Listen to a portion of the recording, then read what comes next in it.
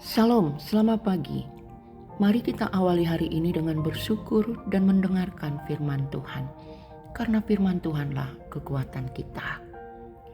Kasih karunia dan damai sejahtera Bapa kita dan dari Yesus Kristus menyertai kamu. Amin. Renungan harian Jumat 1 Agustus 2025. Tertulis pada kitab 1 Yohanes pasal 1 ayat 3-4. Apa yang telah kami lihat dan yang telah kami dengar itu, kami beritakan kepada kamu juga, supaya kamu pun beroleh persekutuan dengan kami. Dan persekutuan kami adalah persekutuan dengan Bapa dan dengan anaknya Yesus Kristus. Dan semuanya ini kami tuliskan kepada kamu, supaya sukacita kami menjadi sempurna. Rawatlah persekutuan di dalam Tuhan. Surat Yohanes ini ditulis sebagai respon terhadap komunitas gereja-gereja rumah yang saat itu mengalami suatu krisis, yaitu orang-orang Kristen keturunan Yahudi yang tidak lagi percaya kepada Yesus sebagai Mesias dan Anak Allah. Mereka memunculkan permusuhan terhadap orang-orang Kristen yang masih setia menjadi pengikut Kristus. Maka Yohanes menulis surat ini sebagai pengontrol kerusakan dan untuk meyakinkan orang-orang yang masih percaya kepada Yesus bahwa penyertaan Tuhan akan terus melingkupi mereka sepanjang mereka melakukan kebenaran. Mereka perlu taat kepada Kristus dan melakukan yang sesuai dengan perintah maupun kehendaknya. Artinya, ada hubungan persekutuan kepada Allah secara vertikal dan hubungan maupun persekutuan terhadap sesama secara horizontal.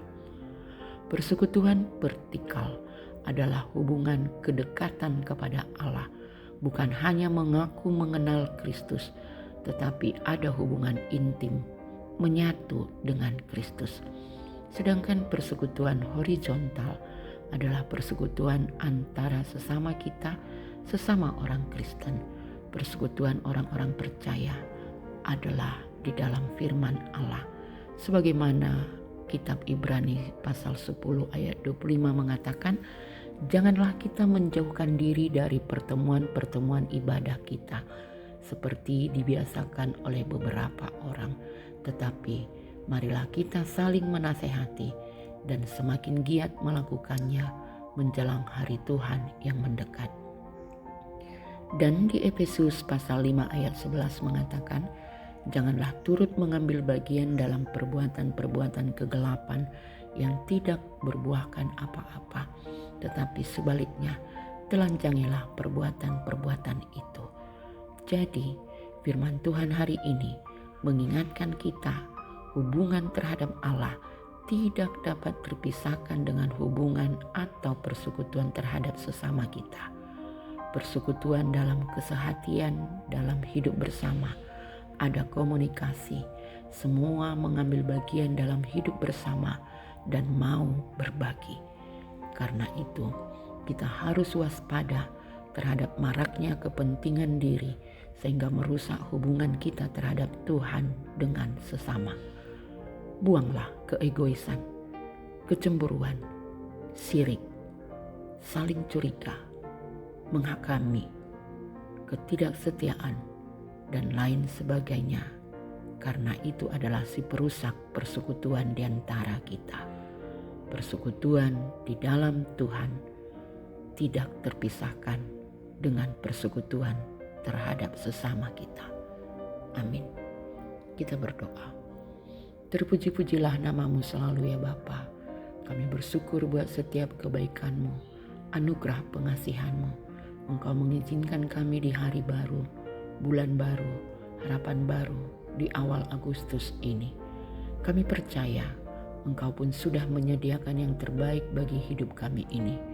Firman-Mu telah kami dengarkan agar kami hidup dalam persekutuan yang benar dengan taat kepadamu, mempercayai-Mu selalu dan selamanya, yang tidak terpisahkan dengan hidup terhadap sesama kami, baik saudara, keluarga, teman, dan orang-orang lain di luar diri kami. Biarlah kami saling peduli, dapat berbagi dengan tidak egois, tidak merusak persekutuan. Tuhan, kami akan beraktivitas, bekerja, dan melanjutkan pelayanan. Tolong Tuhan tuntun di jalan-Mu yang benar. Tuhan, kami juga berdoa buat Bapak, Ibu, saudara-saudari kami yang masih sakit, berobat jalan, pemulihan. Tolong Tuhan beri kekuatan dan berpengharapan. Berkati obat, pengobatan, dan perawatannya. Jadikanlah sembuh. Tuhan hibur yang berduka, dan Tuhan juga yang selalu ada bersama-sama kami. Lawatlah yang mengalami kesusahan, yang galau, beri solusi terbaik. Anak-anak kami yang sekolah, berkati studinya, dan yang bekerja, Tuhan selalu jagai. Jauhkan dari pergaulan bebas, narkoba, judi online. Jadikan mereka anak yang takut akan Engkau ya Tuhan, yang berulang tahun, yang bersuka cita dalam penyertaan-Mu. Hanya Engkau saja Tuhan kami yang selalu mengasihi kami. Dalam nama Yesus kami sudah berdoa dan mengucap syukur. Amin.